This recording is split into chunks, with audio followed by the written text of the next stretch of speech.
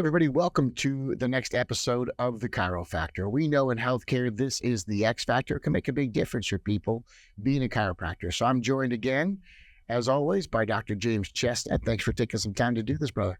Hey, always, great to be here as always. And just to say hello to everybody. And listen, I try to answer the emails. I really appreciate the positive feedback. So if you haven't got an email back from me, you likely will. But please accept my apologies if you don't. But I know Brad, you do too, but I am really appreciating the fact that you're getting excited about this and getting excited about the seminar and taking your time to send an email. So thank you. And yeah, man, I think this thing's starting to vibrate a bit better. It's cool, man. Just, even talking to docs, being on the road this weekend, just getting their feedback and going, you guys should do one of those every day. And I'm like, well, that's not crazy.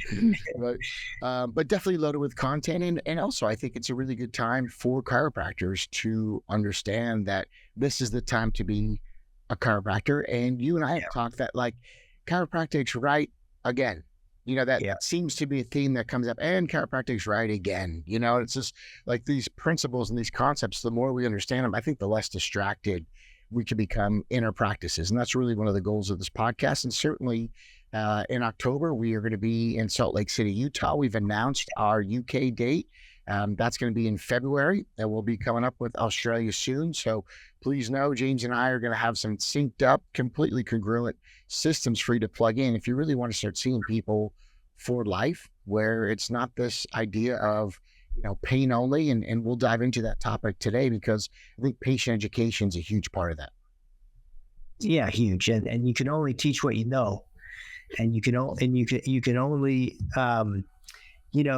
gain trust when you're trustworthy, and you can only get people to believe what you believe if you truly believe it. So I think, what I always say, patient education starts with the doctor education and the staff education for sure. And I know you feel that way too. But it's like, I don't know. It was interesting because I'm on the clinical advisory panel for the Australian Research Foundation, Spinal Research Foundation, and so I'm a couple times a year I'm reviewing research proposals and stuff. And it was really interesting. I was looking at one last week, and they were talking about this idea in the literature. They talk a lot about the therapeutic or working alliance. I don't know if you're familiar with that Brad, but so they really are starting to study this quite a bit. And what they're saying is that basically, if you have you basically start off and you have a goal agreement with the patient, and then you have an intervention agreement, right? And then you have a bond of trust. And those three things, what they're studying is that if you're good at those three things, not only does it build a practice with her, but it makes a huge difference in terms of the results of the patient. And they're really trying to get other professions to get better at this. And meanwhile, guess what? Because it's the main driver of patient satisfaction, right? And it's also a main driver of patient outcomes, and it's a main driver of doctor income, of course, because they're all in an indissoluble union. But what I thought was really interesting was that, one thing we've always been really, really good at is patient satisfaction, right? From the early days of manga, as far back as you can look. And one of the reasons for that is because, the chiropractors are doing this right. They have that goal agreement, which you're so really good at, right? And then they have the intervention agreement, right? Which is like, right? And then they have that bond of trust, and it's really cool because it's gonna tie in exactly with our patient education day. But I think one of the things that's so important is that when, from the day you meet that person all the way through, it's an educational process that's continuous. Yeah. It's not there. And so I think to do it properly, you've got to be thinking about, what do I need to know? What does my staff need to know and believe with certainty? And what does a patient need to know and believe and trust in order to comply with my recommendations? And if you can answer those three questions and then address them like we will, obviously a bit in this podcast, that seminar, then what happens is just that tide of certainty and knowledge and trustworthiness rises every boat, man. Yeah. The staff enjoys it more, the doctor enjoys it more, makes more money.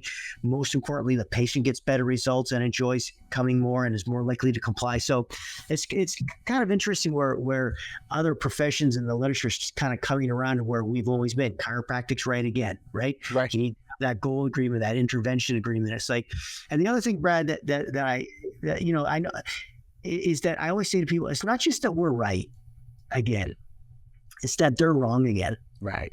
Right. So these people somehow feel like, oh, I don't know, man. Like, they don't seem to have that confidence to say, listen, if you don't listen to me, if you don't follow the evidence-based chiropractic and lifestyle protocols, you have no chance. Right.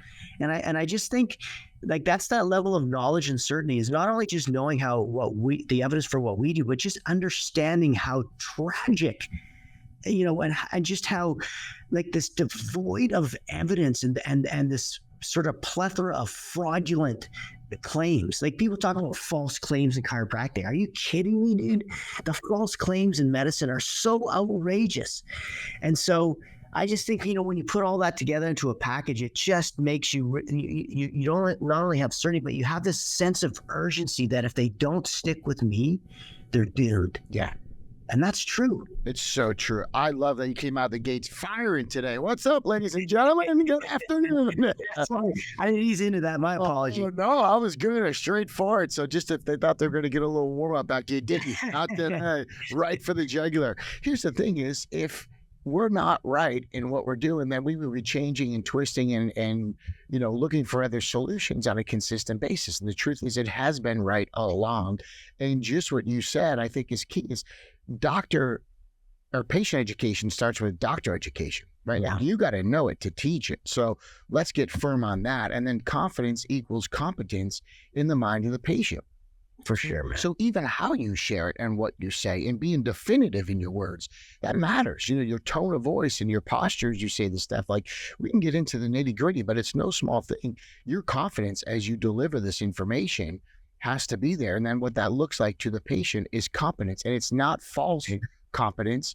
It's in alignment with the research. And say, and no shock that you're on the board at ASRF. They're always pumping out good research. But I love this idea too, that trust is in that matrix, because I have always said that trust is the currency of the future.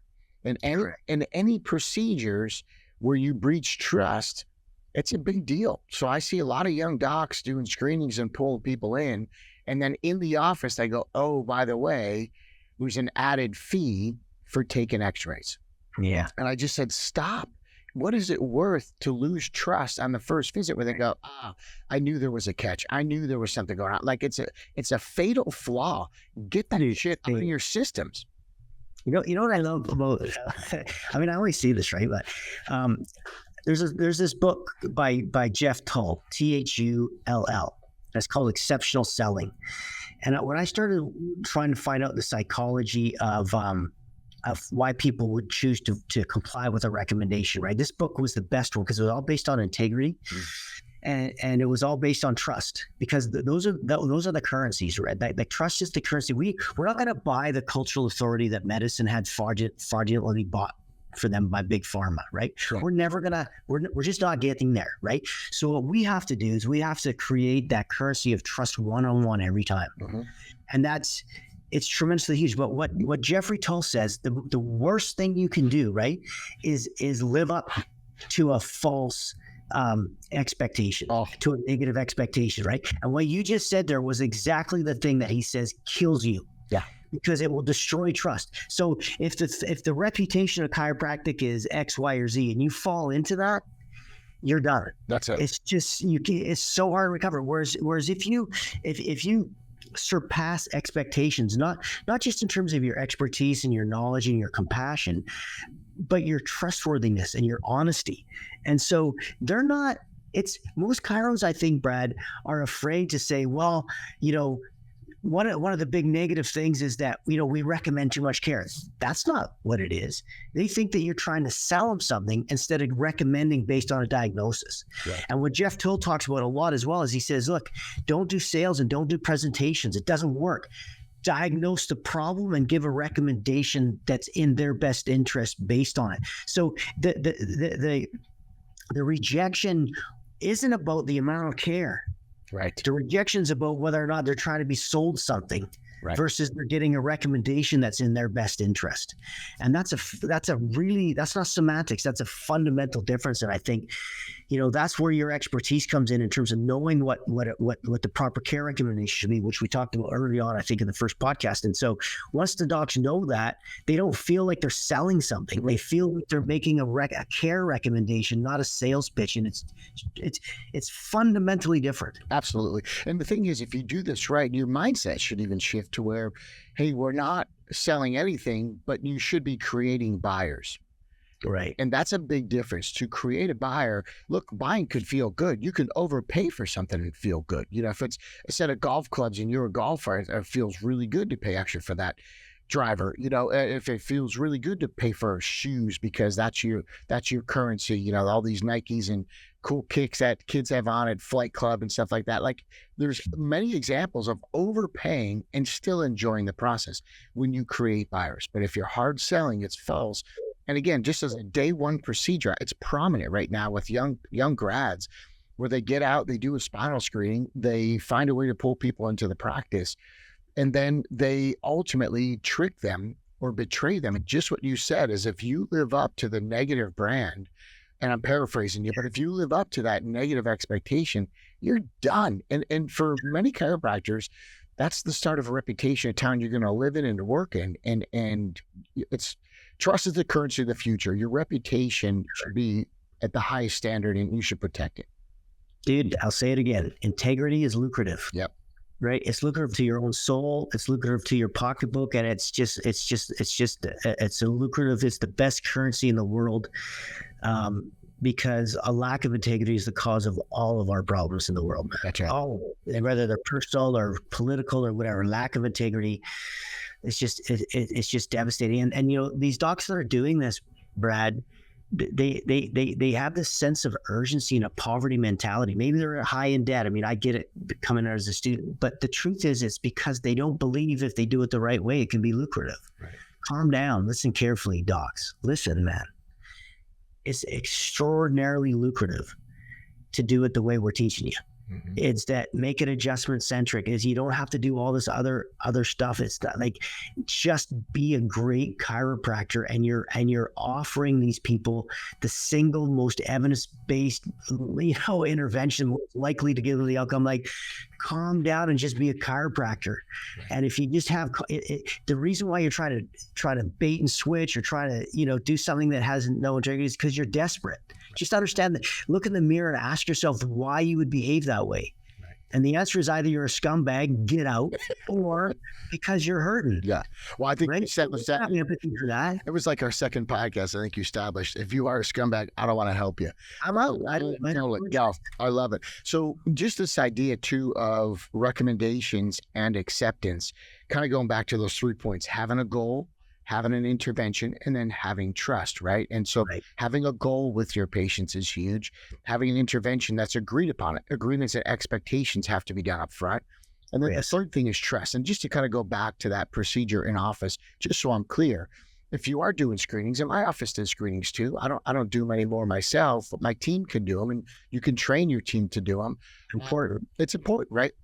But when people come in, have it included with what's going to happen. So there is a way to do this for compliance. There is a way to do this legally. And young grads and students in chiropractic school are being told, oh, it's not compliant if you do it this way or that way. And it's BS. I can sort you out. I can help you through that and make it really easy. What you cannot afford to do is a bait and switch where you pull them in with one offer and then you switch the offer. Now it's $80 for the x-rays or 120. And it's not the money. It's just a breach of trust. If this is how you're going to handle because first impressions often lead to final decisions. You got to know that. And if your first impression is they're a little slippery, they're a little slick, and they weren't up front, then that's the start of your relationship. It isn't good. And this is also why these people don't show up for the reported findings. Not a problem I have in my practice. And I heard a lot of that from docs this weekend. But they're not showing up because you broke trust initially. So if we can, let's jump into goals and intervention and the difference, if you would, buddy, between recommendations that the doctor makes and acceptance of care by the patient? Yeah. So I think, again, and I really like Jeffrey Toll for this, but in essence, it's all about value. Right. So if, and this is one of the things I think chiropractors make a big mistake of, is that when someone has made an appointment to come into your office, whether it's from a screening or off the street or from a referral or from an ad, it doesn't matter. They're not coming in there if they don't see already that there's a proposition of value.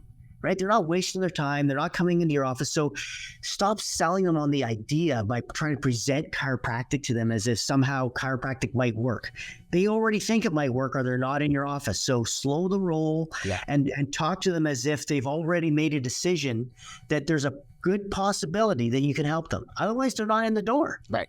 Right. Even if you gave them an offer to come in, they're still not wasting their time. Yeah. The number one buying signal for a new patient is they're in your practice. Correct. The number one buying signal is they're there, established.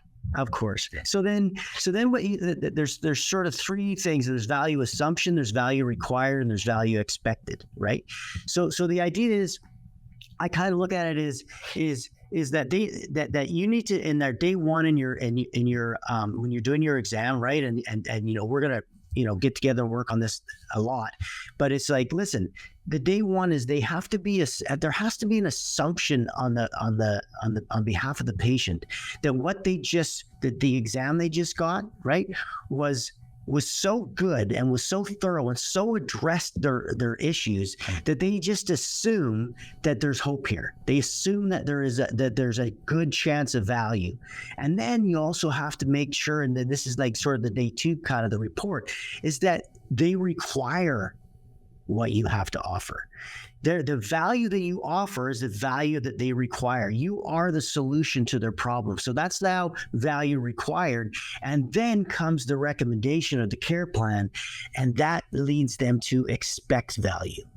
And then the killer part of this, dude, the one the reason why I think that the SHA is so important is that means now, so they've got the assumption, they know it's required, and they're expecting value, but now you have to document and show them they've received it. Right. And then they will perceive it. And once they've had perceived value, that trust is cemented.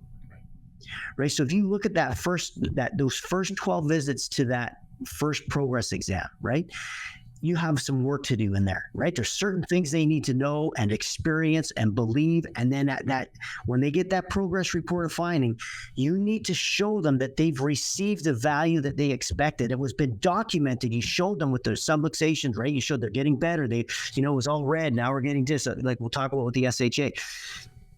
And then they've also had the things like you talk about, like, what parts of your life are getting better, like, the things that you were losing from your activities of daily living and all these other things. And so they realize that at that first progress exam, that they're getting the value that they were promised. Yes. Their expectation is being met. They're not done, but they have this incredible feeling like, you know what? I was told this was going to happen, and it's happening. Right. And if you don't document that and show them that, and don't just expect them to perceive it or just use symptoms, because as we know, that's trouble, right? And so I think that's incredible. And then we'll talk about this a little bit, probably maybe a different. But even that, buddy, just like value received and not perceived is of no value. Correct. Correct. Value received and not perceived by the patient is of no value. And here's why: because patients get amnesia. Sure they do. It's like, they were in a horrible pain when they first came in. A month later, they're great because chiropractic works. And they kind of forget how bad they were. So just basing it on pain alone is a pitfall, right? That's one of the things we want to keep you out of with this podcast, is just basing progress on symptomatology is not it. And I do speak Canadian progress as well. Well, even activities of daily living, they have amnesia about, Brad, which is why the spinal health assessment, which has got the severity rating of their subluxations color coded. So when you're on the second or third progress exam, you've still got the first one right beside it. They're showing them, this is where you were. You remember? Now you've got it documented. Right. And that's so key, because you're right. people do forget, and perception means how they feel. So there's two things that happen. Well, I always say this to people: no one would think that medical doctors are great communicators. I mean, that's just not an assumption. And so how are they so successful in getting people to take drugs that they don't want to take? And the answer is they have a good before and after. Your blood pressure was here, now it's here. Yeah. Right? Your blood sugar was here, now it's here. Whatever that, your cholesterol was here, now it's here. Now, I can go into great detail about why that's absurd and it's not making them any healthier, but nonetheless, right, because they have something to show the patient that proves to the patient that what they said was their problem is getting resolved. Right? They don't have to talk a lot. Well, chiropractors are so unused to being able to say, this is the problem that I showed you, subluxation. This is what it was, and this is how much better it is. Look, you can see it. Chiropractors tend to talk too much because they're trying to convince people that they're better, or they've told them that everything's about getting the subluxation better, but then they never measure and show them that it's getting gradually better as everything else is getting better. So it undermines everything. Yeah. And so, and then the irony is we default to pain. Oh, but at least you're feeling better. It's like, wait a minute, you start out, we're not pain based, and then because you have no way to show that, and this is what we call DOTP, deliver on the promise. Amen. Yeah, that's just having the ability to say, this is where you were and this is where you are. Less selling, less talking. I believe from a communication standpoint, you can speak past the sale. You can talk too much, and we do it all the time in our profession. Yeah. Yeah. And I mean, again, that's your genius, is your brevity, right? Because when you're sure, you don't say a lot. Right? Whether it's in a court case or whether it's whatever else, right? The shortest answer is the person who's telling the truth. Mm-hmm. Correct? Totally. And my lesson came on this. It was really interesting because I think I can't remember if I've told the story about Ella, and I am allowed to use her name. She gave me permission about the woman I met at a screening who had brain damage. I think I told the story on another podcast. I can't remember. But anyway, it was on a podcast. Well, was it? Okay. Well, anyway, that's a good story. To make a long story short, I was doing a screening at a health food store, and there was a woman, a Filipino woman, who was kind of standing on the sidelines watching, but not coming over. I was palpating people and doing the things I do that I used to do the screening. And anyway, at the end of it, she came over. She said to me, I heard that you told someone that that what you do would affect their brain. I said, oh yeah, of course. Like every time you move your body, it lights up your brain, and your brain actually requires those nutrients of movement. It's called proprioception. Not that it matters, but it's just generating electricity. Movement is the windmill that generates the background electricity for your brain. It's hugely important. And in fact, if you move less, you get depressed and you get anxious, and you don't think as well, and you don't remember as well. She goes, I want to make an appointment. That's it. I'm like, okay. So she makes an appointment. She comes in, and she's like freaking out about just me even touching her, right? There's something weird. And I had this gut feeling like, is this woman setting me up for something? It was just a weird feeling. So I opened the door, and I had my mom come in and watch me do her exam. So I do her exam, and back in the old day, before I had the CSHA and everything, I did the subluxations. I just color coded with a pen, and then I just would ask them questions about your sleep, your digestion, just I had all these questions, just to rate them. And so anyway, I do this, and then she comes in, and she's so sore, Brad, and so tender, so freaked out about me touching her that I can't adjust her. I have to lay her on her side and put pressure on her atlas. That's all I could do. Activate or no, couldn't tolerate it. Bizarre. So I do this, and I think she's ESL. I think she doesn't speak English. We basically don't communicate. Best lesson I ever had in my life. Mm-hmm. So I don't bother talking to her.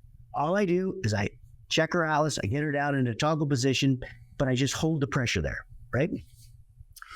12 visits later, I get her to fill out the progress exam on her 12th visit. I do the exam, and they also fill out this form, which tells me, and what I would have them do it, I say, tick that you notice some improvement. Pretty simple back then, and 2 ticks if you noticed a lot of improvement. Okay. Well, there's 2 ticks on everything. So I adjust her. She goes, I go back to make up her progress report. And I'm like, there's 2 ticks on everything. And I'm like, shoot. She didn't understand. She didn't understand it. Right. I gotta do it again. Right. I'm like pissed off. I'm like, what the? So anyway, she comes in, and I'm talking to her like she's an idiot, right? I'm like, Ella? I should be. I love it when you think someone doesn't speak English for whatever reason. People speak louder. Right. Yeah. It's not the volume issue. It's so funny. And I'm like, no, Ella, do you understand that? Like, I think you didn't understand this. And she looks at me like this. She goes, no, I totally understood. Yeah. And why are you talking so loud? I'm like, what? I hadn't said a word to this woman, Brad. And I'm like, you know me, right? And so, you know, and so anyway, she's like, no, you're the first man that's touched me in like 4 years. My husband beat me so severely that I had post-traumatic stress disorder and brain damage. I literally could not read because I couldn't get to the end of the sentence without forgetting what I read. And I haven't been able to make my own phone call to my parents in the Philippines. And this lady was, you know, probably 40 something already. So her parents must have been old because I can't remember what numbers I've dialed.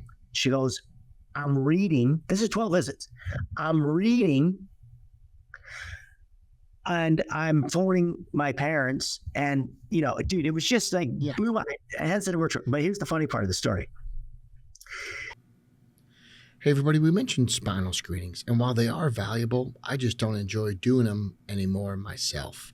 So if you want to go out and do talks, then you should learn to do our Speak to Attract Believers workshop and how to complete 10-minute talks, because I can teach teams to do spinal screenings as effectively as the doctors. But if you want to be a doc that can drive new patients on demand and you can have predictable growth, then join us for a new hybrid program. It's online and it's a live workshop. You get immediate access online to learn how to speak and do corporate talks. And then you also get a seat in a live workshop. It's the only place I teach how to do 10-minute talks. So if you want to get out of spinal screenings and do more corporate talks, then join us for Speak to Attract Believers on our levelupmentoring.rocks website. Again, Level Up Mentoring, and it's not a .com, it's a .rocks. So I'm doing my patient talk. I think I'm doing a Think Well because I used to do Eat Well, Move Well, Think Well, and then a chiropractic one. I did one a week. And so she comes in, and I have this other guy who's from the Canadian military, and that's not a joke. We have one, and he was in the Navy. He was obviously flying one of the two planes we have. Right. And this guy ejected out of it. He had to eject out of it down to one plane. And he got that's right. And he got post-traumatic stress disorder from it. So he's a patient of mine. Every time I adjust this guy, he cries. I'm not kidding you. And I'm like, dude, I'm old school, man. I'm like, I don't know what to do with a dude who's crying. I'm like, okay, you know, whatever, you know, like, you know, work it out. I got to go next door, you know, sort of thing. You know, some sympathy words for the docs listening. We usually just say now, there, right? That's sympathy, right? Yeah, sort of. And I'm like, even that's a stretch for me.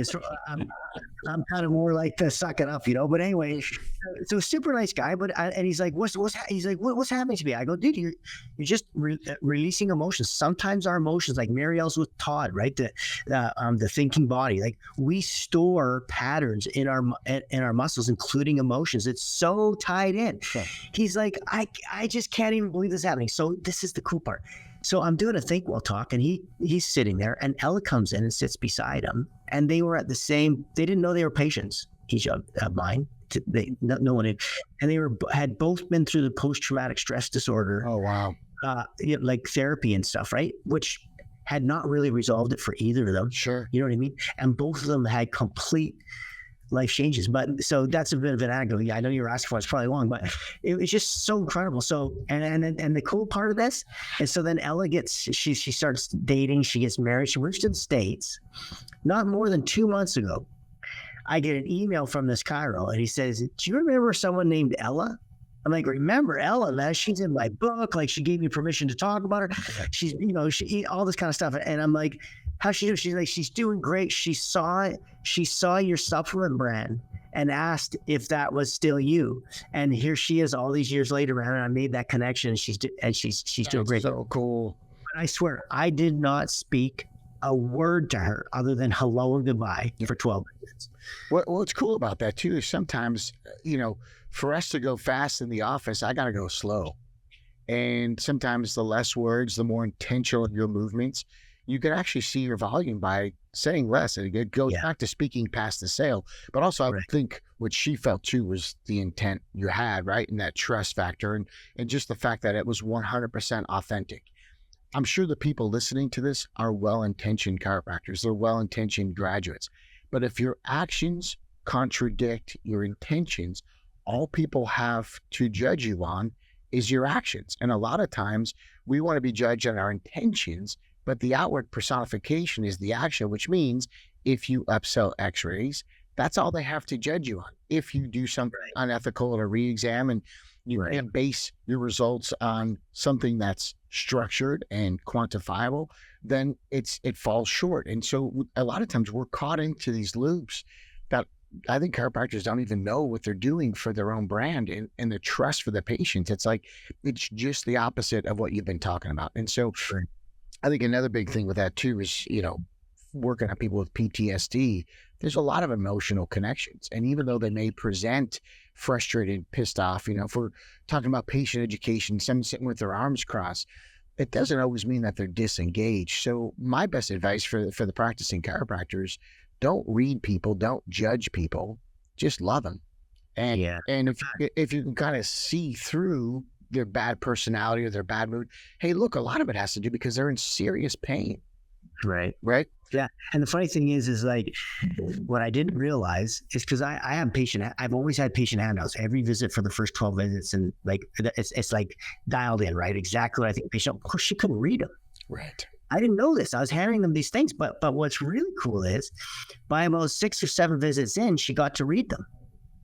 And of course, I wasn't trying to like, because it's just my front staff just handed them out, right? I wasn't talking to her about them because we weren't really talking much. But what was cool is that she just did it on her own, man. Because I wasn't talking, I don't know, but it's just. You just really don't know. So either you say it quickly in the office and you give a handout, or you just give a handout, whatever you do. But listen, Kairos, there are certain things people need to know and understand in order for them to continue care, right? There's certain things they need to know and understand, or at least expect to start care, because it's hard for them to know to start care, right? That's a big deal we have to understand, is that when we're getting them to agree to a care recommendation, it's all based on a promise and an expectation. But if you want them to continue care, it has to be based on experience, on documented benefit, and some knowledge and belief. You know what I mean? Because that's why they continue care. But at the beginning, it's all, like you said, Brad, it's all a promise. Yep. Make sure you deliver on that promise, over deliver, in fact. Yeah. Hey, everybody, if you want to learn how to put people on care plans, I've been teaching that topic for over 20 years. And what's most important about that is we teach 7 layers of science. What I mean is there's 7 ways to show your patient is improving through the process, and it's scientifically validated. Now, when you have the 7 layers of science, you will deliver on the promise. That means you show post results and in terms and phrases that they understand, because a lot of times it's their words and it's their goals, and then we apply the science to the procedures. Now, certainly one of those 7 layers is the Shea Health Assessment. If you want the best, most vitalistic way to put people on care plans, check out our website, levelupmentoring.rocks. And again, it's not a .com because it rocks. Levelupmentoring.rocks. You can see all of our online services and live workshops in person. It's why I speak on 3 continents every year. Hope to see you soon. And what's key about that too is even the care plan that you're laying out for people, understand it's going to take time and questions will dictate their focus. And if you keep asking how you feeling, where's it hurt, what's going on, a lot of times you're leading people down a different lifestyle too, because we want to get them out of the allopathic mindset, or as I call it, allopathetic, and get them into a true healthcare mindset. And in 12 visits, you have somebody who's reading again. It's huge. We passed out one of your newsletters probably like a month ago, 3 weeks ago. And we were talking about men's health, because in the month of June, it's usually Father's Day here in the U.S. And so we kind of tied in with men's health. And May, it's Mother's Day here in the U.S. So we tie in a women's health lecture. We do these talks inside, but we gave out one of your newsletters that talked about, it had something to do with like meat consumption increases life expectancy. Right. And so basically it was one of those things. The guy read it, came back in, his son was under care. His son had referred him in. We said, hey, my son and I just kind of went on that carnivore diet after we read that newsletter. In 30 days, we've lost like 17 pounds and the other one lost like 21 pounds. We've just cut out all the carbs, read the thing. you never know where those things are going to land. And that was a newsletter somebody read and just took action. He said, we cut out all the carbs, just went meat. The title, I think, said something like, meat consumption increases life expectancy. And it kind of read him down the page, which is what you want for an education standpoint. And then they made the changes on their own. I didn't have to do a weight loss class. I didn't have to sell them a product. I'm definitely not giving them Ozempic, right? Like, it's like, but this idea of like, how intelligent is your body? And then really quickly I go, well, look, that's what we call your innate intelligence. You were working against it before. Now we're working for it. Would you like to learn more? And I think for the docs listening, please write that down. That question's huge. Would you like to learn more? Whatever the thing is, when they have results, when it's good, when they say, hey, my headaches went away, train yourself to say, would you like to learn more? Because that is patient education. And then we're not just getting people started and it's a transaction in your practice.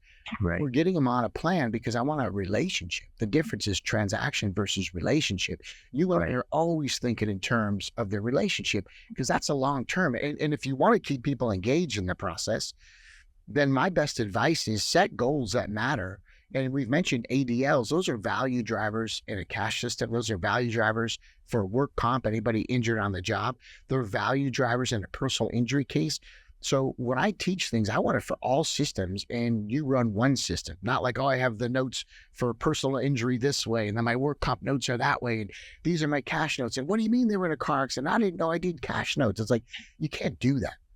Yeah. And I see that a lot too, where people don't understand how easy it is to integrate the science into every procedure. And then you, as the doc, run one system. If you have two systems, then you have two different cultures.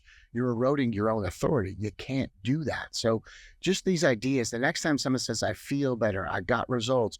Oh, would you like to learn more? And you've earned that next step on the path of them because it's a relationship. It's never a transaction where we sell a care plan, we get the money, and then we forget about the patients. No, we've earned the right to start the process. And again, just a simple newsletter talking about, meat, testosterone, and longevity. It wasn't about back pain. It was about longevity. All of a sudden, the conversation shifts. And I think that's where chiropractors need to be looking for patient education too, is how do I elevate my conversation? How do I take it to another level other than the pain's gone away, if in fact that's what you want to be doing? Yeah, all it does is increase the amount of trust and authority, because they're learning things from your, like, one of the things that why I created like all these newsletters for chiropractors, both on lifestyle and on chiropractic and health, is because you don't have ads on TV all the time promoting you. Like all these pharmaceutical ads, all these other things that are building up the authority of a system, which is fraudulent.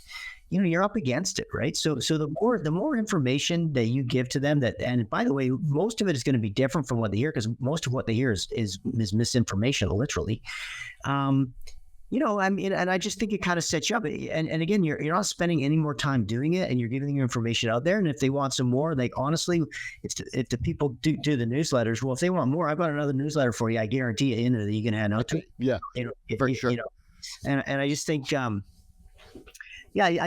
I think that's just so important to, and again, we talked about this just on our phone call, Brad, but it's like one of the ways I explain this to the docs, and you and I really resonated well on this when we talked about it, Brad, was I always say, listen, what it takes somebody to get well at visit 1 is the same thing it takes them to remain well at visit 1,000. Can you say that again? Because that was a key, like our phone conversation of the day, I think, was just money when it comes to that topic. Just repeat that if you would.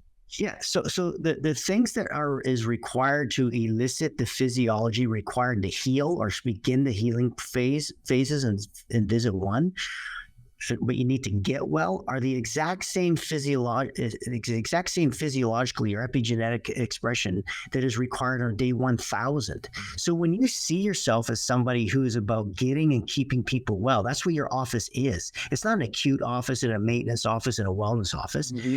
Things about well-being and wellness, right?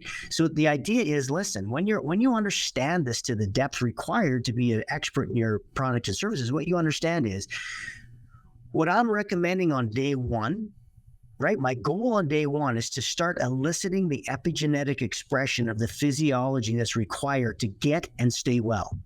right? And you're going to do that through adjustments and the essential nutrients and some active stuff at home, which is all, again, you're not taking a lot of time to do it because we've systematized it so well. But what you have to understand is whatever you're doing on day one, the only difference between day one and day 1,000 is the frequency of the chiropractic visit. Everything else is required to elicit that physiology that's required for them to express healthy structure and function is the same. Mm-hmm. So that's why we create fast responders like we talked last time. That's why we get better outcomes. That's why people save money. It's why they get better overall, more complete outcomes. Is because from day one, we do the adjustments and the essential nutrients and tell them to maybe drink a bit more water. Some really simple stuff, right? Get going. But like, why do we do that on day one? Because we want you to get better as soon as possible and stay better as long as possible. Yes. And that's the office I run. And that's why we get the results we get. That's why we get the results quicker than most others, because we're evidence-based and we do those things. And would you say it's not an acute care practice that you're in? No, it's like, what is that? I don't even know what that is. I'm in a practice that gets and keeps people well. My goal, and by the way, even if you said, well, I would just ask you this question. What does an acute patient need that a wellness patient doesn't, and vice versa? Ladies and gentlemen, I believe my job here today is to rile up James Chestnut. and I'm doing a great job of it, if I don't mind patting myself on the back. So it's an acute care practice that you're running. His eyes just lit up. Oh, you're welcome, ladies and gentlemen. Look, that second definition you gave with the physiology and the epigenetics, that's worth a re-listen. I mean, that really is the crux of the scenario. And for the people listening, if your spouse or significant other, your partner, is not a chiropractor, maybe have them listen to that segment, because that's really what it is. And I know for a lot of docs, they have a hard time articulating this. But as we said at the top of the show, doctor education has to happen first so that patient education can happen second, because you can only teach what you know.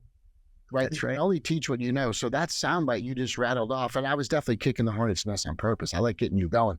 And Brad, you can only own what you do. Yeah. Right? You can only teach what you know, but you can only own what you do. And you can't sell what you don't own. Correct, mate. And so that's the whole thing, which is like, listen, we're not trying to create just a bunch of a healthy practice. I remember I was asked to go do a keynote up at the university here. They had an international middle school conference, and I was doing some guest lecturing up at the university, and they asked me to do a keynote they were called the Healthy Schools, and it was this international middle school conference. So my talk was on creating a healthy school. So I got up and I said, well, what's the definition of a healthy school? It's like, we've got to start there. What's the definition of a healthy school?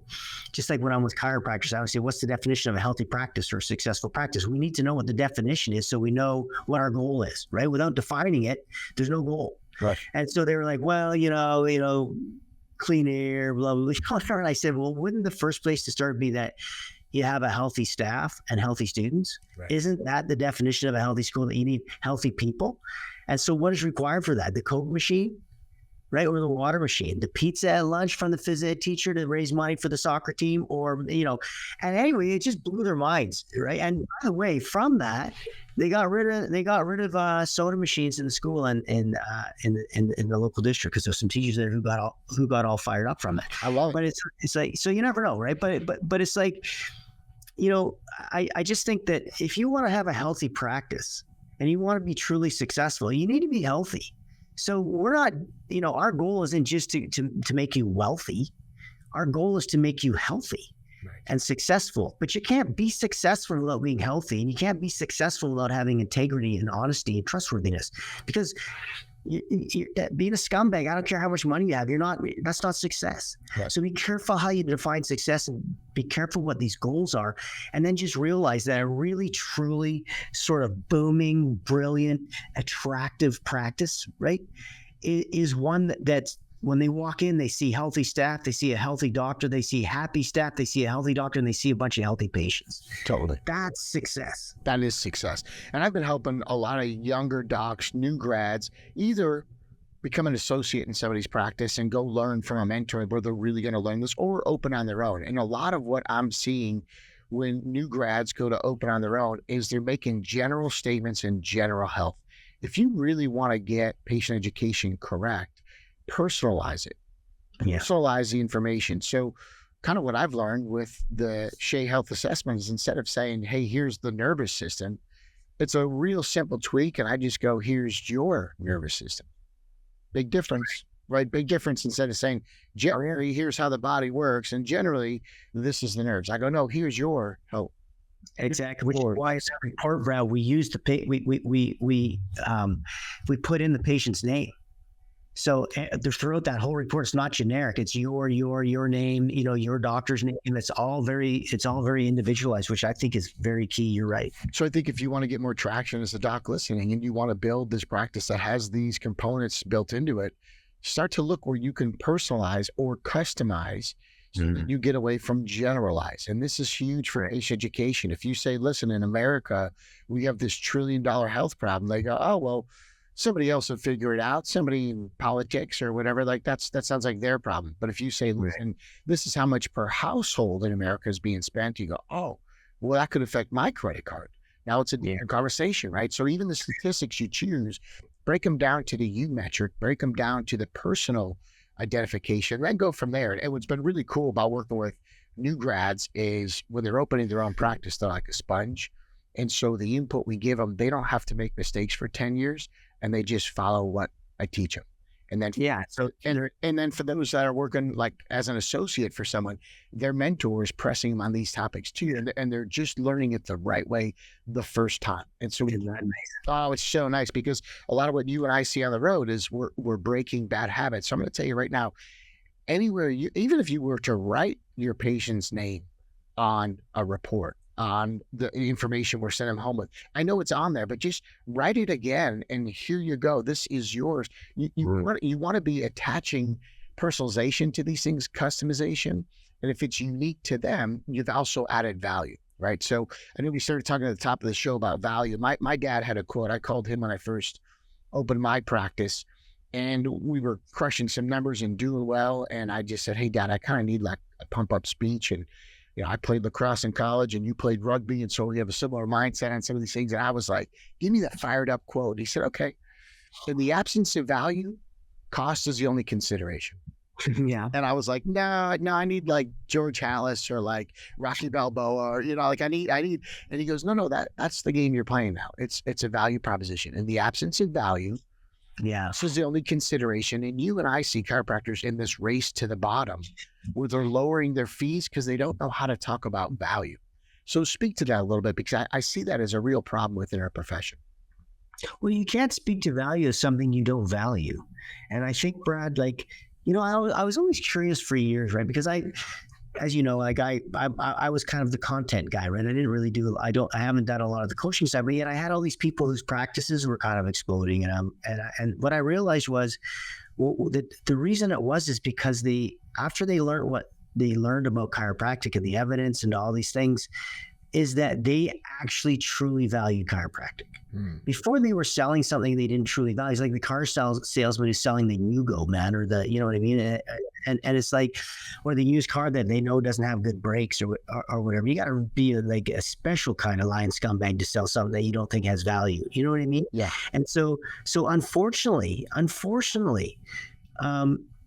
I think like most chiropractic students, man, when they get out of chiropractic school, they don't have this high level of certainty of the value of an adjustment or the value of an adjustment plus some really simple, quick, systematized lifestyle recommendations, right?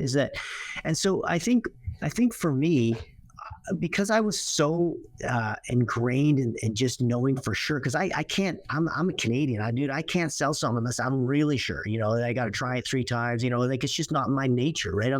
I grew up in academia in my family, so I just had no sales experience, or it was just almost seen as something less than, right? Which is ridiculous, but it was just, that kind of academic attitude sometimes, which is purely ignorant now, I understand, But so for me, the only way I could get myself to recommend something is I had to be sure. Right. And so this is what I would say to the chiropractors, like, listen, we've done the work. I can tell you, I can show you, like in 2 hours, I can make you really super sure. Right. that what you're doing is the right thing to do. Not only that, it gives them their best statistical chance to get better. And so once you know that, I think once the chiropractor is absolutely convinced of that value, that's number one. And number two, absolutely convinced that there's a requirement, meaning that if they don't get your care, what's the prognosis then? Yeah. You just think about that for a second. Like if you don't see it as a human tragedy, literally a heart-wrenching human tragedy that someone chooses allopathy instead of chiropractic. I mean, just think about what that would mean to your life, Brad, to your kids' life, to your wife's life, to your parents, to mine. Like if you honestly, like just remove chiropractic from your life and just imagine how much worse your life would be. Yeah. Right. And you're like, oh yeah, but I had to pay for 3 months of care at the beginning. And then, what a jet. Are you kidding me, man? If you could just understand the value of this podcast, right? What that means and the tidbits that you could pass on and this education that you can pass on and these adjustments that you can deliver, the value of that is so enormous. And if you have any doubt of that, start there. Right. And right? That's a common thread. Another one that you and I share is just being immersed in chiropractic and just fully believing in chiropractic and having a set chiropractic appointment each week for yourself, living it. So there is no incongruence. There's not a sliver of doubt in your mind. Every cell is firing and vibrating at the same level because you live it too. And all you're doing is sharing with them what you do and know to be the best healthcare. So part of it is getting yourself to that point and just being immersed in it where you believe it with every fiber of your being. This is what you need. Let's talk about if they don't choose chiropractic care, they say no to your recommendations and they go into the medical system for the next 5 years. What are some of those statistics look like when people choose medicine over chiropractic? I mean, everyone's heard it's the fourth leading cause of death or whatever, but I don't, let's just throw the deaths out for a minute. And let's just talk about what it means to live in chronic discomfort, to be chronically unwell all the time. So those of you out there have ever experienced a man cold, which is clearly one of the worst things that could ever afflict any human being is a man cold or a man flu. But whenever I'm sick, this is what I think about. I always go, this is the best day for most people. Right? Like they don't get up with energy and vitality and I just can't imagine how awful it would be not to be expressing potential. Like to me, like at some point, like if you study suicide or if you study like depression and these things, is that what happens is that the reason for living for humans is pleasure or a reasonable expectation that is coming. So the deep darkness that people go through is not the fact that their life is worse than someone else's. It's that they don't think it's going to get better. They lack hope. And so, there is no hope in that other system, right? Like it's like if you've got a problem with a joint that's not moving and feeding the brain and getting the nerve flow and blood flow to that area and all the areas of the brain and all of these things that are essential nutrient deficiency, and your solution is taking a pill or getting a surgery, you have no chance. Listen, like, can I tag you in? It's not a joke. It's not a joke. Right. Can I tag you in on Hilton's Law for a minute? Can you talk about that? Because I think that is a huge nugget for docs to get. Yeah. So, I mean, I think we talked about this before. So I just use the album, but it's like, listen, Hilton's Law says that the nerve and the blood flow to any joint, right, is that the nerves that cross that joint and all this stuff is all fed by the same, it goes to the same area of the brain. And everything that crosses that joint, I call it a motion unit. All parts of that motion unit that make it work, the muscles, the tendons, the ligaments, the capsules, the nerves, the receptors, the efferent nerves, the afferent nerves, all of it is controlled by a very specific area in your sensory motor cortex, right? Now, it all goes through the cerebellum and it goes all through areas, but in terms of the topographical, the map, there's like a map. There's a little part. If I stimulate a certain area of your motor cortex, a certain part of your body will move.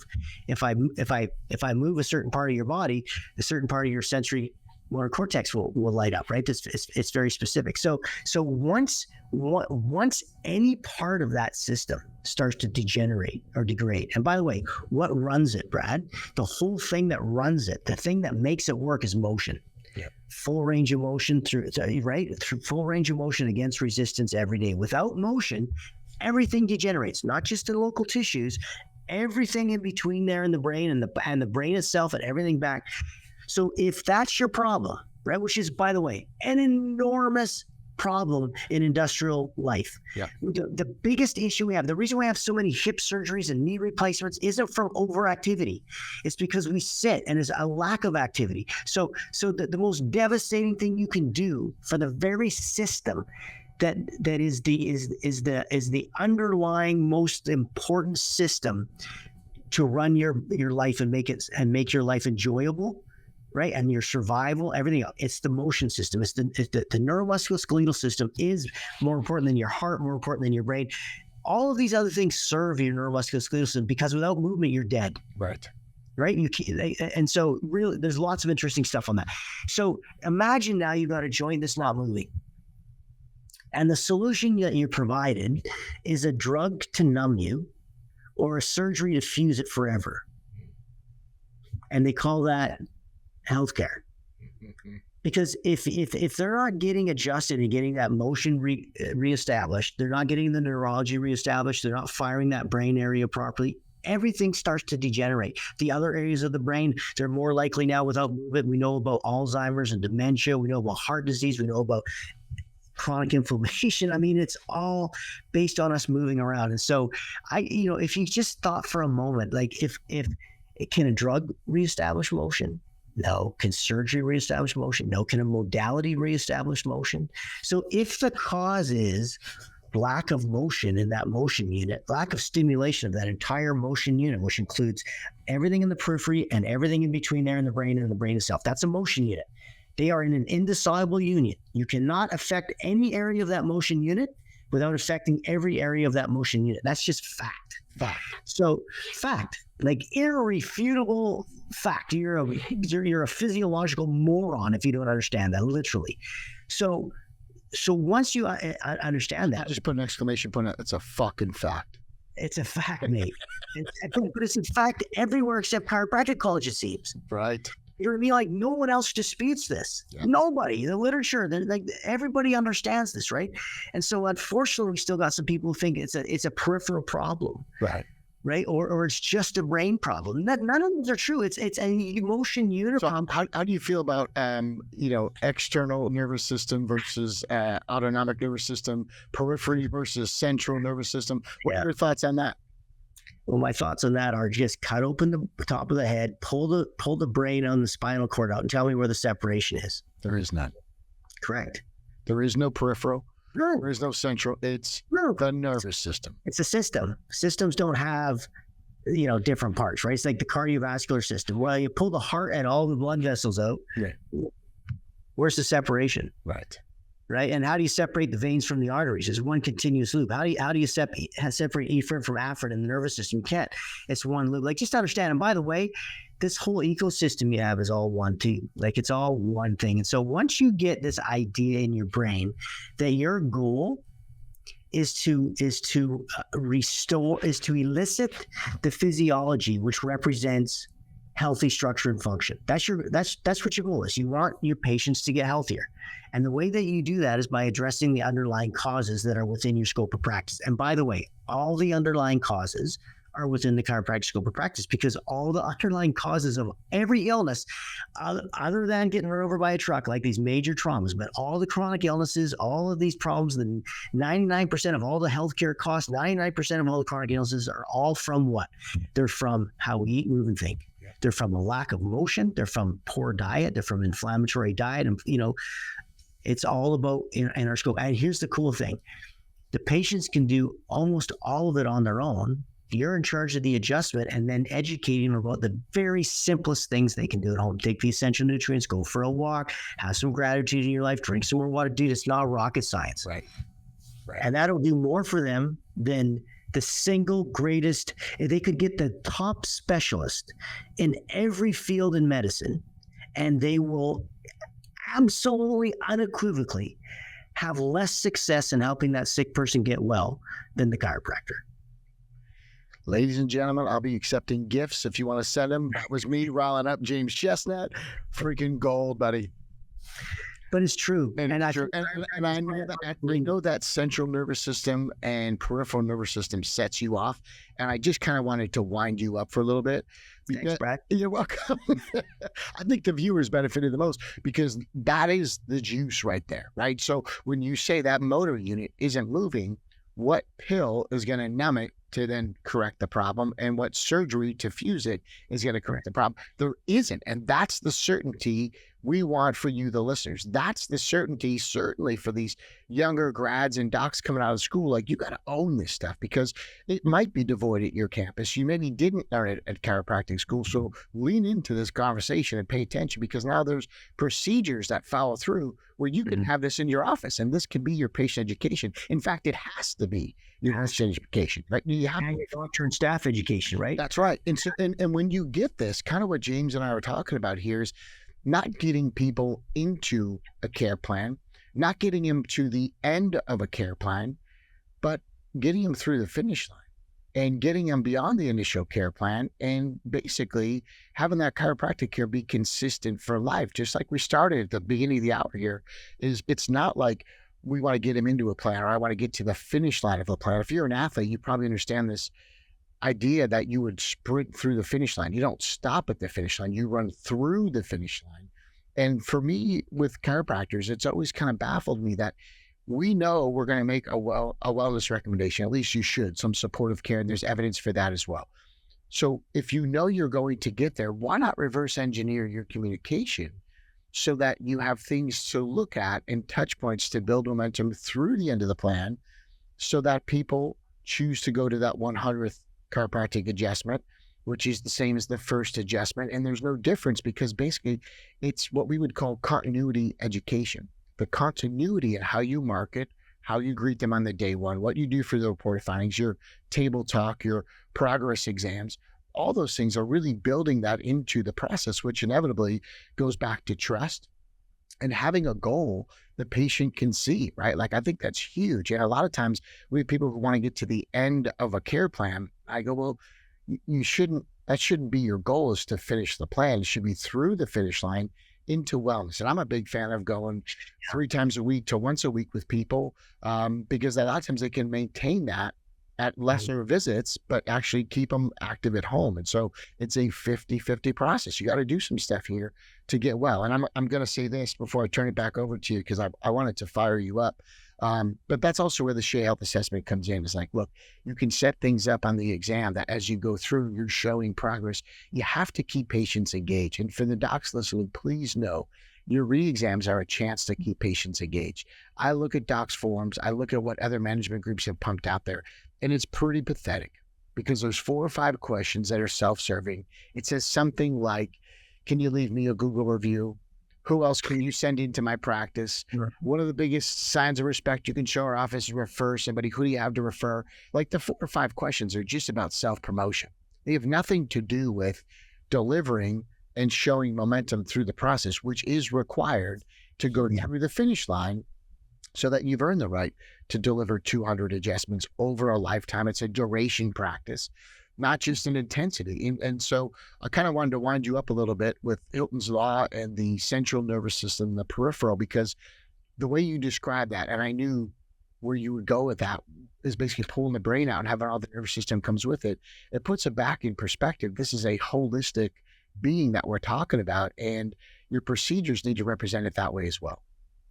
Yeah, and I think once doctors understand that, what's the underlying cause of the problem? It's there's only 2 things: deficiencies and toxicities. Those are the only 2 things that make any living organism sick: is deficiency in what they require epigenetically to express healthy structure and function, or they're putting some kind of toxin in, right? And some disease represents both.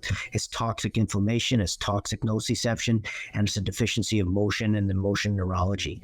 But the reality is that if their problem is a deficiency of motion, there's only one way to get them better, and that's to reestablish a sufficient amount of segmental motion. And I think it's so simple, but it's like, well, what about neurology? Yeah, but there is none of the neurology that we're talking about without motion. What we're talking about is motion neurology, right? That's the kind of neurology we talk about. Yeah, movement equals neurology. 100%, and lack of movement equals lack of neurology. So just understand that when I start talking about motion and talking about Hilton's law and all these things, just understand that once you understand that there is no separation of motion and neurology, well, here's what I'll tell you: patients understand motion, and they don't automatically associate being touched by a chiropractor and adjusted by a chiropractor with neurology, but they damn sure associate it and anchor it to motion.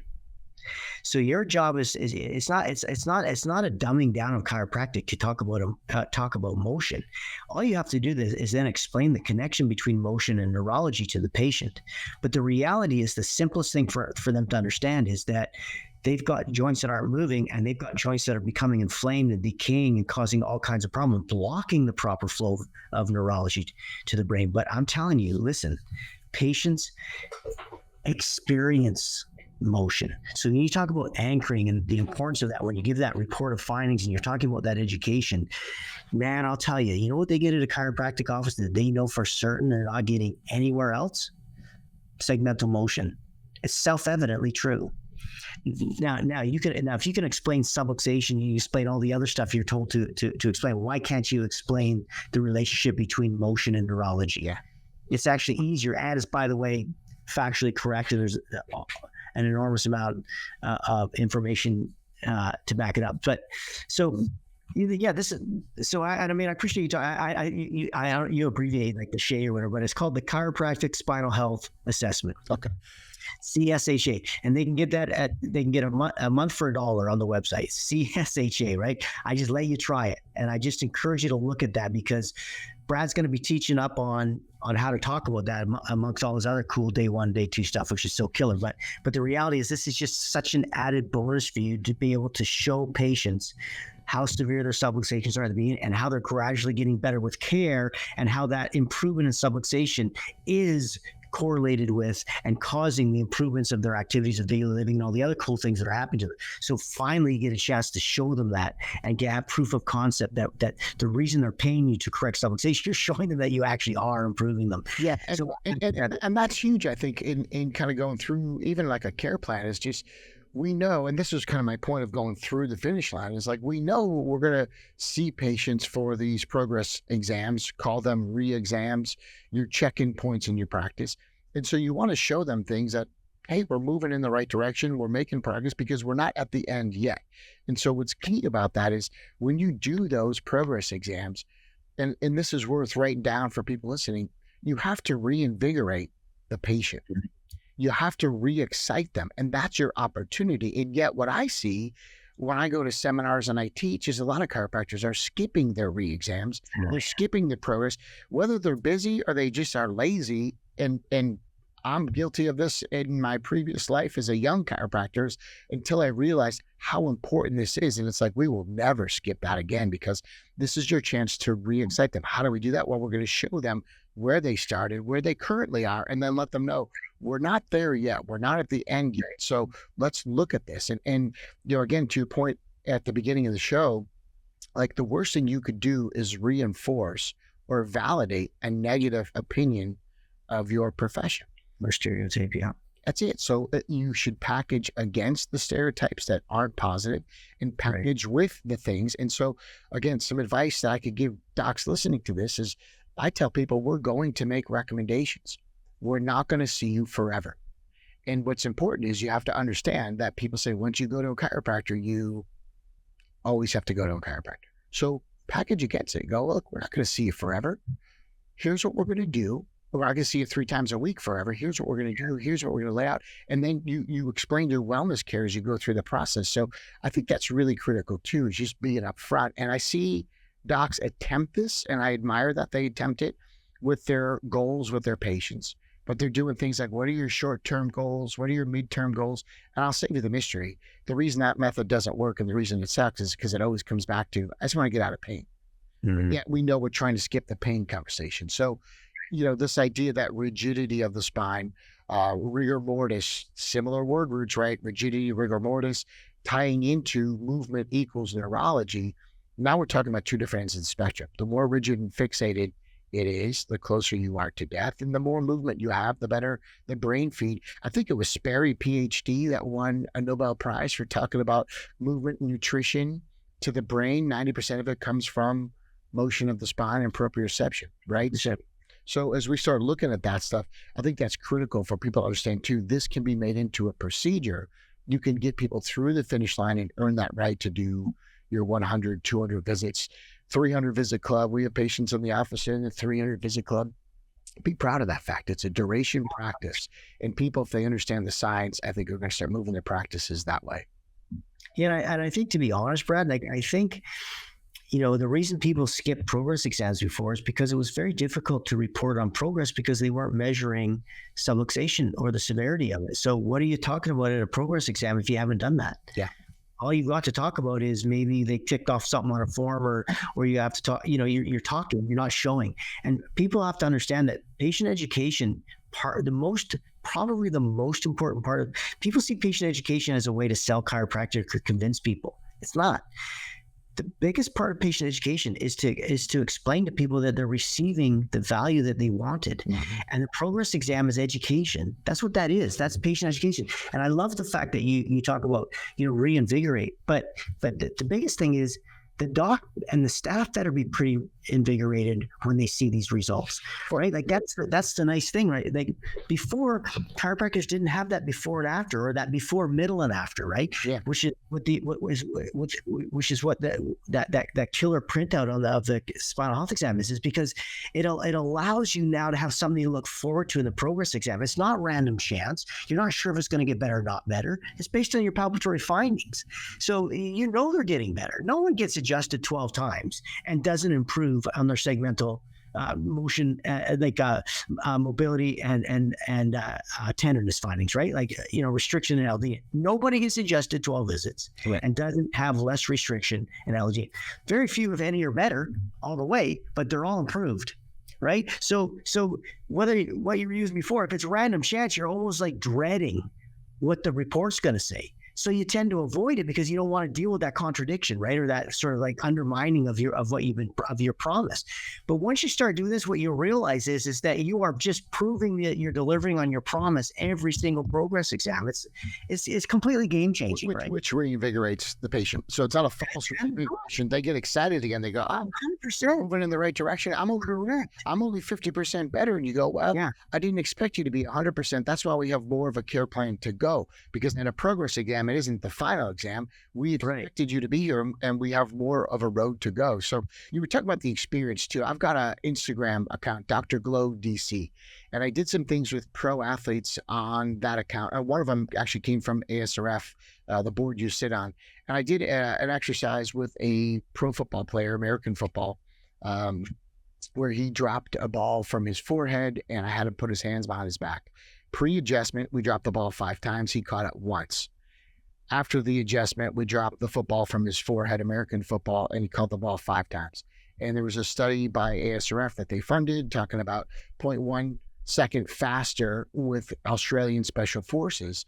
And so I wanted to show him, because he wasn't getting the results with his previous chiropractors. He wanted to try it again. So I said, let me show you what we do differently and how we can build this in.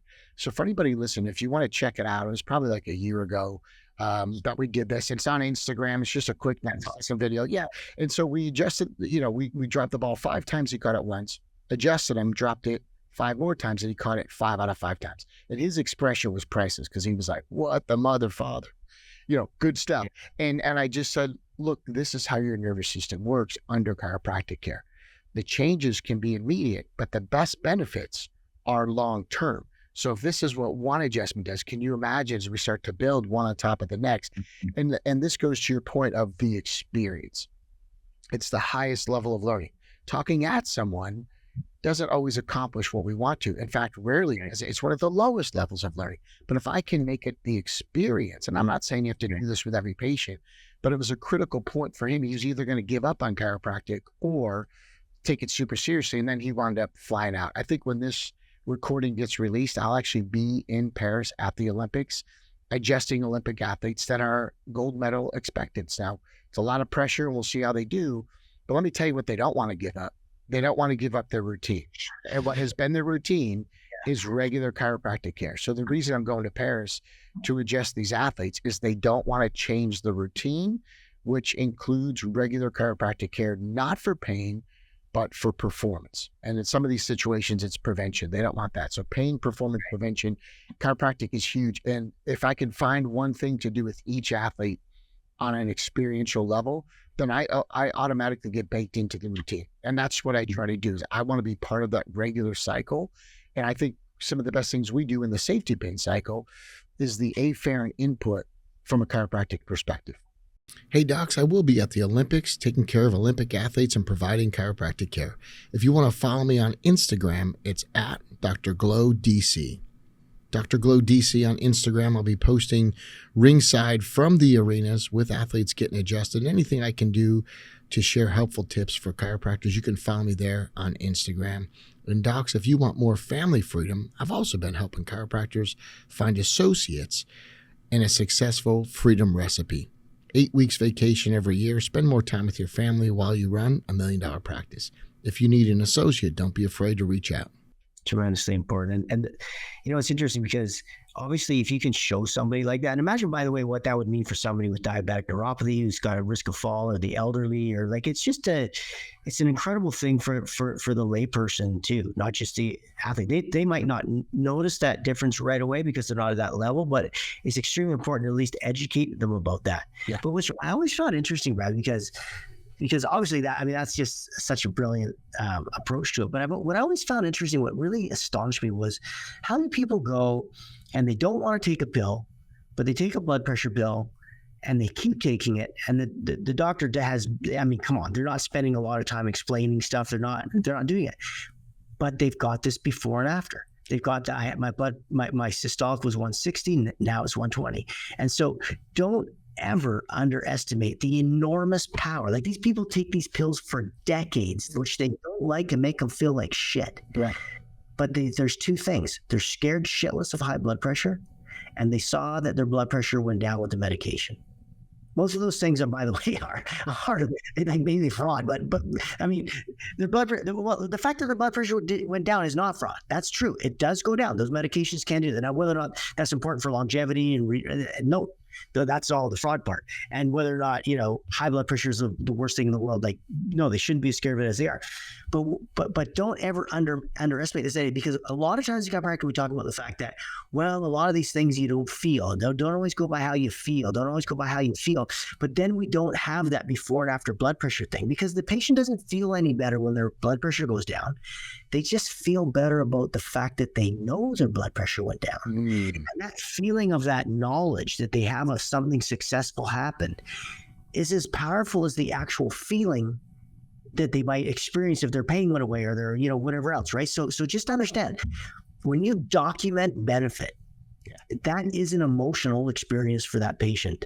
And we have to, that's so important. So if you can do it with an experiential thing, like catching the ball, or, that'd be cool. Like, that's the, that's the sort of this golden thing that we all want, right? Which is to say, adjust people and say, now get on this machine and let me prove to you how much better you are.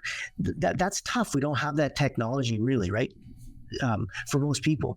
But what we do have is we have the before and after. At least now we do, with like the blood pressure. And I always wondered, why on earth would people take something that they know makes them not feel good, right? And they feel worse because of the adverse effect. They don't feel any different with low blood pressure than high blood pressure, or high cholesterol or low cholesterol. Why would they take it for decades? And the answer became clear to me. One is they were educated about the dangers of not doing something, which, by the way, was false advertising. Absolutely false claims. And then they were shown that they got the result they were promised. Right. So we're just going to tell them the truth about not getting fixed, about not addressing their problems. Yeah. And then we're going to show them that their problem's getting fixed. And imagine what that can look like for a chiropractic practice. Huge. And again, these are convicted felons at the executive level for pharmaceutical companies. So we shouldn't be surprised that they're lying and changing the information. That's a fact. They're convicted felons. They've had billions of dollars of fines. So this is why chiropractors need to get it together, right? This is why chiropractors need to organize this in a process. And that's really what we've had fun working together. How we've mentioned ADLs, activities of daily living. Nobody does a better consult than how we teach it. And I would stand by that because we make it an experience for the docs because they learn it. And once you learn it this way, you can't go back to what you were doing. These self-serving forms, these medium goals, short-term goals, it's all crap. And it's just evidence that there's no leadership and authenticity, creating originality around really important topics. And so we default to what's easy. And it's unacceptable to me to see this because there's a higher level of care that doctors can be working at, which coincidentally is a more streamlined process. And I want to go so far as to say it could even be easier if your CA is doing some of this for you. In fact, I think they should, because if you get your CAs involved, it's like, man, so we talked a little bit about seeing some results and some changes. It for sure is going to re-engage and reinvigorate your patient, which is critical. But also, if I have my CAs doing it, and this is what I teach other docs to do, it'll reinvigorate them because now they're part of the mission. Right now, your CA is seeing the patient results and patient outcomes, when done correctly in the right ecosystem that we set up, should equal doctor incomes. Patient outcomes should equal doctor incomes in an ethical model. And that's what we're doing. And too many chiropractors are working too hard, and they're not including their team in the process, which coincidentally, when done right, will also help your team retention, because there's nothing worse than having a team that has a lot of turnover. It kills morale in the office. Well, it's very expensive to train them time-wise, and also every. I mean, I'm lucky. I've had Rick and Keith working with me for 20 years. It's awesome, man. Yeah. But I'm saying, like, anytime you can build a team like that and keep it together, and people, obviously, you don't keep people around you don't trust or you don't value, and it's fantastic. But what I like about what you do, Brad, is that you always find where the value is and make sure the patients are where they're getting it. Right, whether it's activities of daily living or whether, you know what I mean. So this is kind of like, I think, a big part of the education of the patient, which is to find out what they value, teach them some things that they might not value, which they should, and then show them with every opportunity that they're receiving that value. And that means you get trust, you get patient satisfaction, right? You get some authority, and you'll get referrals. Right. So when you go to a great restaurant and you've just had a phenomenal meal, they don't on your way out the door say, hey, tell 3 people and, who could you write down right now that's whose number I could call to tell them about it. You just know that the best way to get someone to refer to you is to do a phenomenal job. Right. And I think that's the idea. So if the goal is to do a phenomenal job to earn a referral rather than figure out how to get a referral, it's a different mindset. Yeah. And it's just, and I think, but you can never underestimate the importance of making sure patients are aware that they had value delivered. That's right. And then find out how that changes their life experience. I've always said referrals are earned, not asked for. Amen. If they're earned and you set this up right with your ADLs, and this is what we teach in a consult, that's just gold, and it's unique. Nobody else does it the way we teach this. And it also adds another layer of value at that progress, at that re-exam. There's multiple layers here. We're not just talking about one. It's like, look, when you get that, you're going to reinvigorate the patient. But if you have your team doing it, and I can show you how you should have your teams doing this, then ultimately it creates buy-in from the team member, because they're ultimately collecting testimonials or patient outcomes, however you want to say it, because I know in some countries they can't do testimonials, but the fact is they're going to witness firsthand the patient breakthroughs and the patient, outcomes that are predictable in chiropractic care. And then again, if that's in the right framework, patient outcomes should equal doctor incomes, because now they are going to want to refer their friends, and also the path is made really easy for that last step. So I think people need to be listening to this in a couple different ways. One is you're going to be given the best patient care. And 2 is, if it doesn't help your income, I have a really hard time teaching it because it's not sustainable. And it's not fair to the doctor. That's right. That's right. And so that profitability, money gives you options, and you can give it to a chiropractic school. You can donate it to the research. You can give it to ASRF. There's many different ways if having a lot of money makes you feel uncomfortable, then you could give it away. But the point is, you don't get to keep doing this if you're not profitable. And there's a lot of docs that are really struggling right now. And I want to kind of put a spotlight on some of the things you just shared, because I think Hilton's law is huge. Talking about having goals, intervention, and trust is massive. We kind of went down that 3 list. Making recommendations and then patient acceptance. Those are 2 different things. A recommendation is a doctor talking. Acceptance is follow through and really getting the patient bought in, which a lot of patient communication and patient education really comes back to engagement in the process and creating experiences as you go through it. Yeah, and I think the one thing, Brad, is like, because I talk about activities of daily living all the time, and just how key that is. But the one thing is too, you have to anchor the improvement in activities of daily living to the improvement in their subluxation. Definitely. Right? And that's why the CSHA is such a great addition to what you do, is because you've been killing this for years. Right. But this is just such a killer way now to go, why you're improving in your activities of daily living? Because your subluxation is improving. That's right. Right? Yeah. So this thing that we've been talking about all these years and all this stuff is like, that's why you're paying me. This is the underlying cause of your lack of quality of life and activities of daily living. And as this gets better, that gets better. And I'm like over here like, yeah. Because it's like, look, our language is subluxation for sure. And then the other part is their language. And you mentioned this about, it's like, what is their language? And this is a part that requires some listening. What is their language? What is their currency? And if you could put ADLs in their currency, and again, I've never seen it taught like the way we do it in my practice. And this is why I'm excited to share, because if you put it in their currency and then our language and their language, it's a bulletproof system. It's just absolutely bulletproof. And it's profound. And coincidentally, if people say no to my recommendations and I have a care plan, I say, no problem. My golden rule is everybody leaves with their dignity. So we're guilty. I'm not going to make you feel bad. That's no pressure. We'll be here. But what I won't do is I won't change my recommendation. No. Because this is what you need.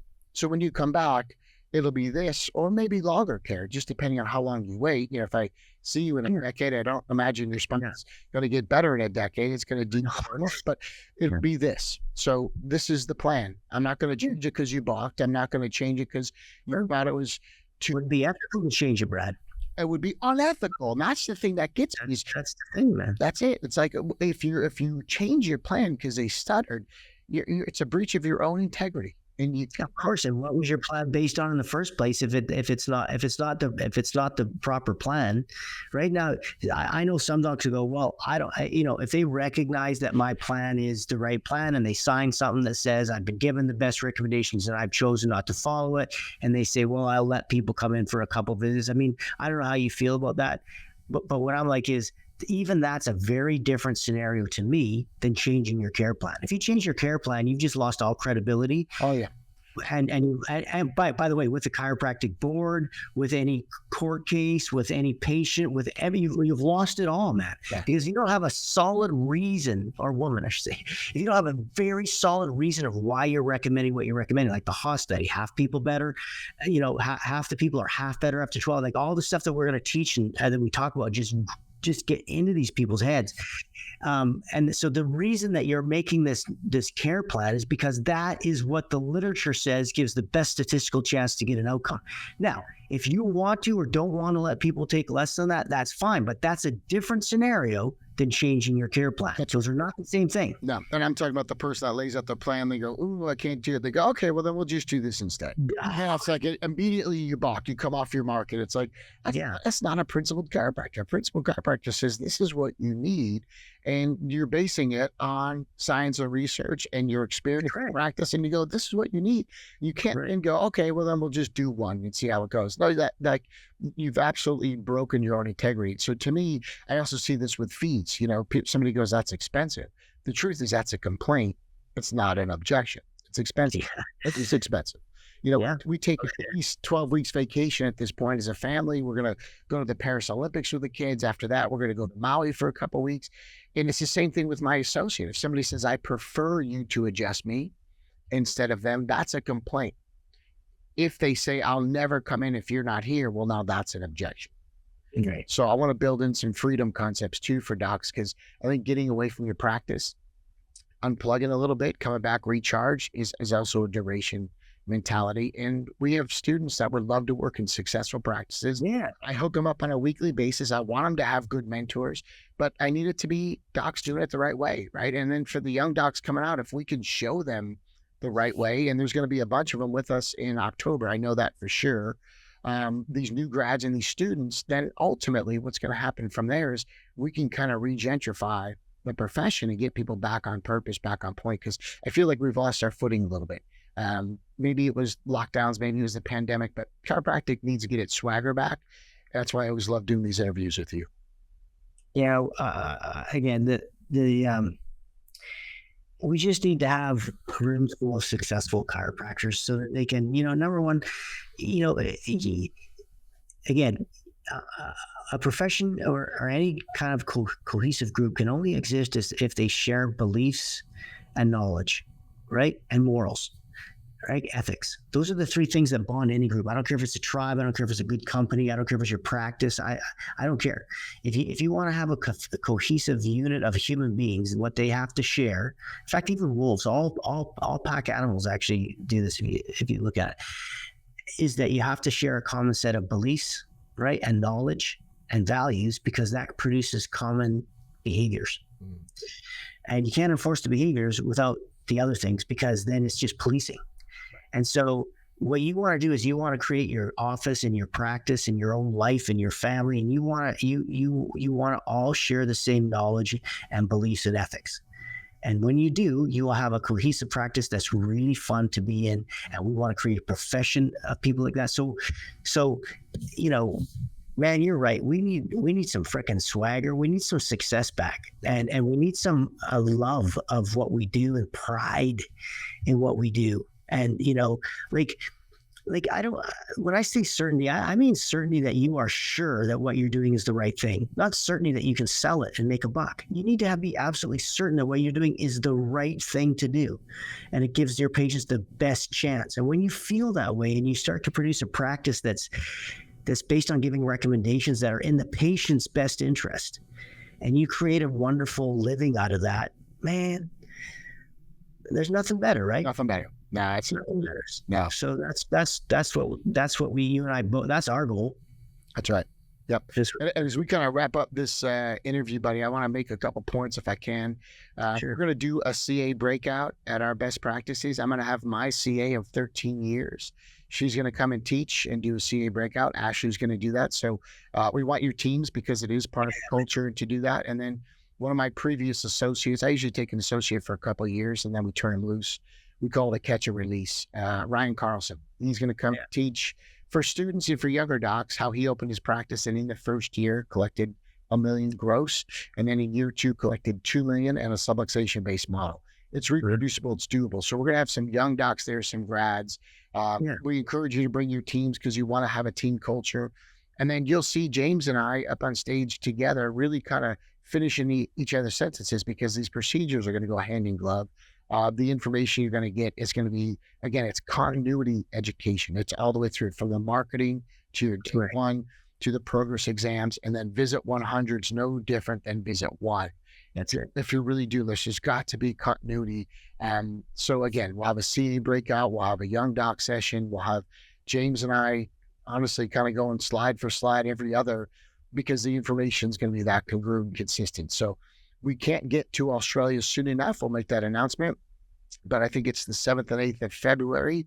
We're going to be in the UK, and we'll be announcing other US dates as well, but we've committed to one date in the UK and one date in Australia. We'll be announcing Australia soon. Anything I should have asked, anything we should have mentioned or kind of cleared up at all, buddy? No, I think I appreciate you made the point, because number one, we're going to create this tribe of the staff and the students and the docs all together for the most of the time. But then I think it's really valuable that there's specific things that Ryan is so good at, can teach those students, and there's certain things, of course, the CAs can go off and do stuff, and you and I can do some different kind of stuff with the docs at the same time. So I think, it's not like we just came up with this on a whim. Like, we've been thinking about this and talking about it back and forth. How do we design this to give the most value to everybody who shows up? And so I'm glad you mentioned that. And I did want to mention, because I got a couple of emails about it, is that if you want to use I have 2 newsletters. One is Chiropractic and Health, and one is like basically just eat well, move well, think well, live in the innate lifestyle, and those are under patient education on the website. If you can go look at that if you like. So I've answered that question, so you can stop emailing me. Anyway, and then the other thing that I want to mention, this is kind of maybe off topic a little bit, but I just wanted to say, thank God Trump's okay, man. Right on. It just shook me, right? Like we don't need a world where that's going on, and I just shudder to even think of what that would have resulted in.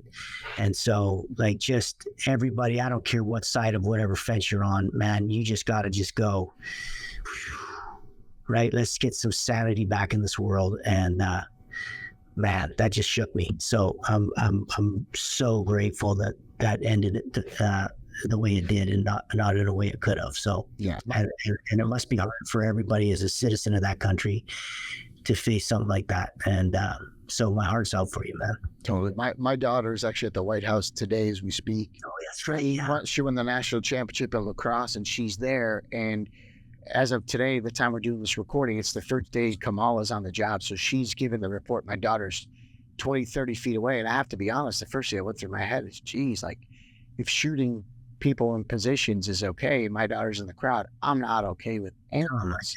And it didn't take her to be there to feel that way, but it's just, it's too close to home, right? And for people that have difference of opinions, we've got to learn to be better doctors, better communicators. We've got to know what our side of the fence is. And there's a time and a place for people to go to surgery. And you mentioned if they get hit by a truck or they've got a tumor in their spine, there's always caveats where we're open-minded to the bigger picture of health. Yeah, disagreeing with people and pointing out things that you think they're lying about isn't being willing to kill them, man. Right. There's a huge difference. But I mean, I'm all about disagreement, and you know, and I'll tell the truth. I'm not worried about offending people. Is one of the things I will, Trump. But I'm just not. I don't give a darn about offending people. I won't be mean personally to somebody. But if the truth offends you, that's your issue, not mine. That's right. But good grief, surely we can come to a place where we can vehemently disagree on opinion without thinking someone deserves to die, or that only people who agree with me can be moral. That's just ridiculous, man. You can have you can have different opinions on things, and if your assumption is anyone who disagrees with me is stupid and immoral, then your issue. It's your issue. Yeah. And so that doesn't mean you want to change your mind, but good grief. Anyway, I'll say I just got back from being on the road and breaking bread with chiropractors and getting feedback just on this podcast alone. It's something that we put together. We knew it'd be a good idea, but again, how it's received is always different. So if you do like this, I'm going to ask you, drop some positive comments if it's on YouTube underneath this episode. Give us some 5-star reviews if it's on Spotify. Like, those things matter too. And then also, if you found great value, share it with someone who's struggling in practice. We don't do this podcast in a format where we hold back. It's a free podcast, but it's meant to help you immediately in your practice. And if you're just 2 days in a room, whether it's in Salt Lake City, over in London in the UK, or we're probably going to wind up in Melbourne in Australia, the idea would be we're just going to pour into you. And in 2 days, we're definitely going to move the needle, not just in your practice, but in your life. I'm going to advocate for Sydney because I can fly direct. We're coming to Sydney. Did you hear that, folks? So can you go direct to Melbourne from LA?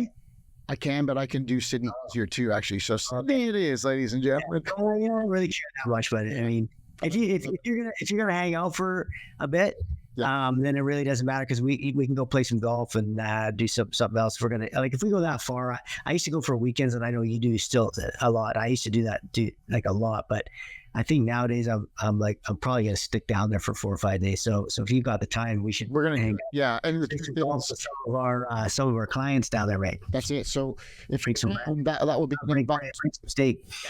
It's some steak, no bread, and a little bit on the links too, and just some trash talking. But look, we're building a tribe here, and it's going to be some really good people. So I think the early adopters oftentimes get more FaceTime and get recognition. Mm-hmm. So if that's you, jump in. And if this sounds like something you want to take your practice, we're fully committed to the process, and any little help you can give us now would be 5 stars and positive comments down below, because this is really meant to bring some swagger back. And whatever technique you have, we're not going to vote on that. I'm not going to tell you the right way or the wrong way to adjust somebody. Your technique is number 1. These systems are going to be number 2 underneath it to support it, to make sure you're delivering the best care possible. So any help on that category of comments and stars appreciated. The content from James Chestnut is always mind blowing. Selfishly, I like doing these things because I learn too. So anytime with you, brother, is welcome. And thank you again for doing this. Thanks, Brad. And I feel the same as and also enjoy the Olympics in your holiday. Good for you. Thanks, buddy. Yeah. And we'll talk in a month. Well, are we talking next week, rather, or standing call? Or no, you can't do that for birthdays? No, me and you are in a couple of days. We'll be on. Yeah. Okay. Yeah. All right. I'm not skipping that. Don't worry about it. Okay, brother. Hey, everybody, if you want more information on future podcasts, go to James's website at innatechoice.com. On that website, you're also going to find some of the science, some of the research, and a ton of great resources to help you become the wellness solution in your practice. If you want to join us for the live seminar, you can come to the Best Practices seminar by also going to innatechoice.com. So listen, if you want to sign up for this podcast, if you want to get, notifications of when the new one's coming out and all the other great resources that Brad has, go to levelupmentoring.rocks. You can also register for the upcoming best practices seminars there. And again, it's levelupmentoring.rocks.